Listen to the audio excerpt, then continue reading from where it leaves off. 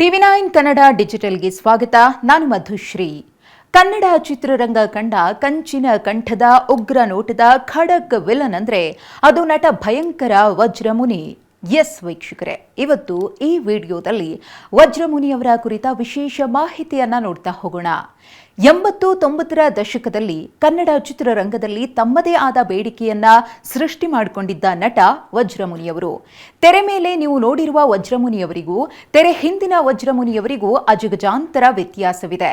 ತೆರೆ ಮೇಲೆ ವಜ್ರಮುನಿಯವರು ಬಂದ್ರೆ ಅವರನ್ನ ಇಷ್ಟಪಡೋರಿಗಿಂತ ಹೆಚ್ಚಾಗಿ ಅವರನ್ನ ಬೈಕೊಳ್ತಿದ್ದವರೇ ಹೆಚ್ಚು ಅಂದ್ರೆ ತಪ್ಪಾಗ್ಲಿಕ್ಕಿಲ್ಲ. ಹೀಗೆ ಬೈತಿದ್ದವರಲ್ಲಿ ಹೆಣ್ಮಕ್ಕಳೇ ಹೆಚ್ಚು. ಪಾತ್ರಕ್ಕೆ ಪರಕಾಯ ಪ್ರವೇಶ ಮಾಡುತ್ತಿದ್ದ ವಜ್ರಮುನಿಯವರು ಸೀನ್ ಎಂಥದ್ದೇ ಇರಲಿ, ಪಾತ್ರ ಏನೇ ಆಗಿರಲಿ, ನಟ ರಾಕ್ಷಸನಂತೆ ತೆರೆ ಮೇಲೆ ಅಬ್ಬರಿಸ್ತಾ ಇದ್ರು.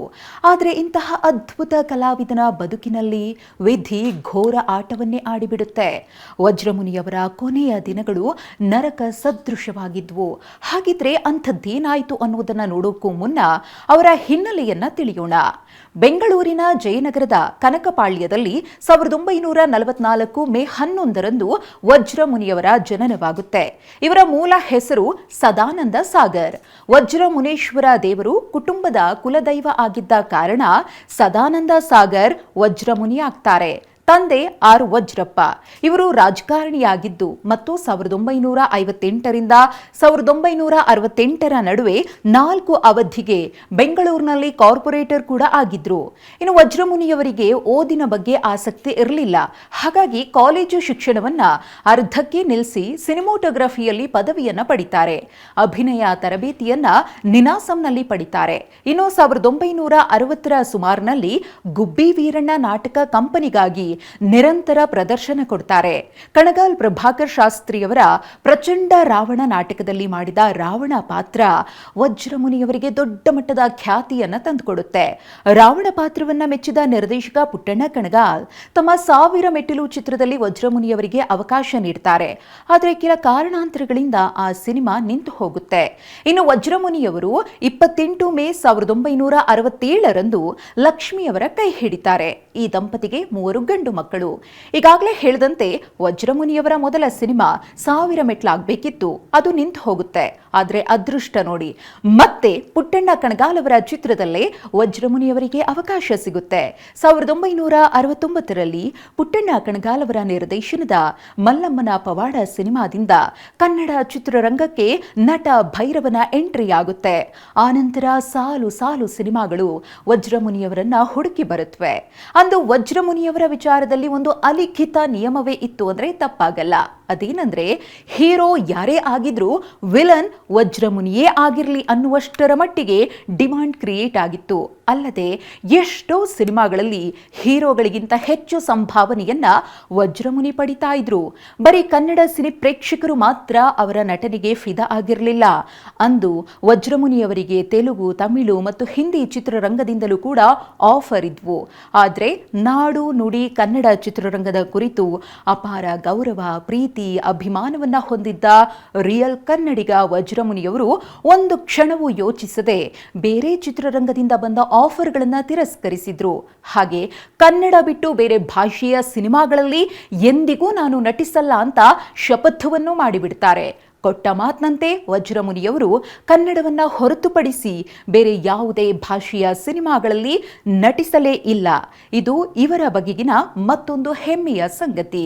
ಇನ್ನು ವರನಟ ಡಾಕ್ಟರ್ ರಾಜ್ಕುಮಾರ್, ಸಾಹಸ ಸಿಂಹ doctor Vishnuvardhan, rebel star Ambareesh, Shankar Nag ಸೇರಿದಂತೆ ಕನ್ನಡದ ಸೂಪರ್ ಸ್ಟಾರ್ಗಳ ಜೊತೆ ನಟಿಸಿ ಸೂಪರ್ ಹಿಟ್ ಸಿನಿಮಾಗಳನ್ನ ನೀಡಿದ್ದಾರೆ. ಅದರಲ್ಲೂ ಡಾಕ್ಟರ್ ರಾಜ್ಕುಮಾರ್ ಮತ್ತು ವಜ್ರಮುನಿಯವರ ಕಾಂಬೋ ಇದ್ರೆ ಅಭಿಮಾನಿಗಳಿಗೆ ಹಬ್ಬವೇ ಅಂತ ಹೇಳಬಹುದು. ಆ ಮಟ್ಟಿಗೆ ನಟ ಸಾರ್ವಭೌಮ ಮತ್ತು ನಟ ಭಯಂಕರನ ಜೋಡಿ ಸಿನಿ ರಸಿಕರಿಗೆ ಮೋಡಿ ಮಾಡಿತ್ತು. ಅದರಲ್ಲೂ ಸಂಪತ್ತಿಗೆ ಸವಾಲ್ ಚಿತ್ರದಲ್ಲಿನ ಸಾವುಕಾರ್ ಸಿದ್ದ ಪಾತ್ರಕ್ಕಿದ್ದ ಗತ್ತೆ ಬೇರೆ. ಸಿನಿಮಾಗಳಲ್ಲಿ ವಿಲನ್ ಆಗಿ ನೆಗೆಟಿವ್ ಪಾತ್ರಗಳಲ್ಲಿ ಅಬ್ಬರಿಸ್ತಾ ಇದ್ದ ವಜ್ರಮುನಿಯವರು ನಿಜ ಜೀವನದಲ್ಲಿ ಬಹಳ ಶಿಸ್ತುಬದ್ಧ ಜೀವನವನ್ನ ನಡೆಸ್ತಾ ಇದ್ರು. ತಮಾಷೆಗೂ ಕೂಡ ಯಾರ ಮನಸ್ಸನ್ನು ನೋಯಿಸದಂತಹ ಗುಣ ವಜ್ರಮುನಿಯವರದ್ದಾಗಿತ್ತು. ವಜ್ರಮುನಿಯವರ ಕುರಿತ ಮತ್ತೊಂದು ಇಂಟ್ರೆಸ್ಟಿಂಗ್ ವಿಷಯವನ್ನ ನಿಮಗೆ ಹೇಳಲೇಬೇಕು. ಹೆಣ್ಮಕ್ಕಳನ್ನ ಕಾಡಿಸುವ, ಪೀಡಿಸುವ ಅಥವಾ ಅತ್ಯಾಚಾರದಂತಹ ದೃಶ್ಯಗಳನ್ನ ಮಾಡುವಾಗ ತಮ್ಮ ಸಹನಟಿಯ ಬಳಿ ಹೋಗಿ ಇದು ನನ್ನ ವೃತ್ತಿ ಧರ್ಮ, ದಯವಿಟ್ಟು ಕ್ಷಮಿಸಿ ಅಂತ ಕ್ಷಮೆಯಾಚಿಸಿ ನಂತರವಷ್ಟೇ ಆ ದೃಶ್ಯಗಳಲ್ಲಿ ಮುಂದುವರಿತಾ ಇದ್ರಂತೆ. ಇನ್ನು ಸುಮಾರು 300ಕ್ಕೂ ಹೆಚ್ಚು ಸಿನಿಮಾಗಳಲ್ಲಿ ನಟಿಸಿ ಯಶಸ್ಸಿನ ಉತ್ತುಂಗದಲ್ಲಿದ್ದ ವಜ್ರಮುನಿಯವರ ಬದುಕಿಗೆ ಕತ್ತಲು ಆವರಿಸಿದ್ದು ಯಾವಾಗ, ಏನಾಯಿತು ಅನ್ನೋದನ್ನೇ ನೋಡ್ತಾ ಹೋಗೋಣ. ನಟರಾಗಿ ಹೆಸರು ಮಾಡಿದ್ದ ವಜ್ರಮುನಿಯವರಿಗೆ ನಿರ್ಮಾಪಕನಾಗಬೇಕು ಅನ್ನೋ ಆಸೆ ಆವರಿಸಿಕೊಳ್ಳುತ್ತೆ. ಅಂತೆಯೇ ಗಂಡ ಭೆರುಂಡ ಚಿತ್ರಕ್ಕೆ ಬಂಡವಾಳ ಹಾಕ್ತಾರೆ. ಆದರೆ ಚಿತ್ರ ಸೋಲುತ್ತೆ. ವಜ್ರಮುನಿ ಸಾಲದ ಸುಳಿಗೆ ಸಿಲುಕಿಕೊಳ್ತಾರೆ. ಆದ್ರೂ ಧೃತಿಗೆಡದ ಅವರು ಮತ್ತಷ್ಟು ಸಿನಿಮಾಗಳಿಗೆ ಬಂಡವಾಳ ಹೂಡ್ತಾರೆ. ದುರಾದೃಷ್ಟ, ಆ ಚಿತ್ರಗಳು ಕೂಡ ಸಕ್ಸಸ್ ಕಾಣೋದಿಲ್ಲ. ವಜ್ರಮುನಿಯವರು ತೀವ್ರ ಆರ್ಥಿಕ ಸಂಕಷ್ಟಕ್ಕೆ ಗುರಿಯಾಗ್ತಾರೆ. ಆದರೆ ಗಾಯದ ಮೇಲೆ ಬರೆ ಎಂಬಂತೆ ವಜ್ರಮುನಿಯವರು ತೀವ್ರ ಅನಾರೋಗ್ಯಕ್ಕೀಡಾಗ್ತಾರೆ. ಅವರ ಮುಖ ಲಕ್ಷಣ ಸಂಪೂರ್ಣವಾಗಿ ಬದಲಾಗುತ್ತೆ. ಸಿನಿಮಾಗಳು ಕೈತಪ್ಪಿ ಹೋಗುತ್ತವೆ. ಕಿಡ್ನಿ, ಹೃದಯ ಸಂಬಂಧ ಸಮಸ್ಯೆ, ರಕ್ತಹೀನತೆ, ಶುಗರ್ನಿಂದ ಕೊನೆಗೆ ಅವರ ಕಣ್ಣುಗಳು ಕಾಣದಂತಾಗಿ ಕಿವಿಗಳು ಕೇಳಿಸದಂತಾಗುತ್ತವೆ. ಹೀಗೆ ಅನೇಕ ಕಾಯಿಲೆಗಳಿಂದ ಬಳಲಿ ಜರ್ಜರಿತರಾಗಿದ್ದ ವಜ್ರಮುನಿಯವರು ಜನವರಿ 5, 2006ರಂದು ವಿಧಿವಶರಾಗ್ತಾರೆ. ಒಂದಂತೂ ಸತ್ಯ, ಚಿತ್ರರಂಗಕ್ಕೆ 1000 ಖಳನಟರು ಬರಬಹುದು, ಹೋಗಬಹುದು. ಆದರೆ ನಟ ರಾಕ್ಷಸ, ನಟ ಭಯಂಕರ, ನಟ ಭೈರವ ವಜ್ರಮುನಿಯವರ ಸ್ಥಾನವನ್ನ ತುಂಬಲು ಯಾರಿಂದಲೂ ಸಾಧ್ಯವಿಲ್ಲ ಅಂದ್ರೆ ಅತಿಶಯೋಕ್ತಿಯಲ್ಲ.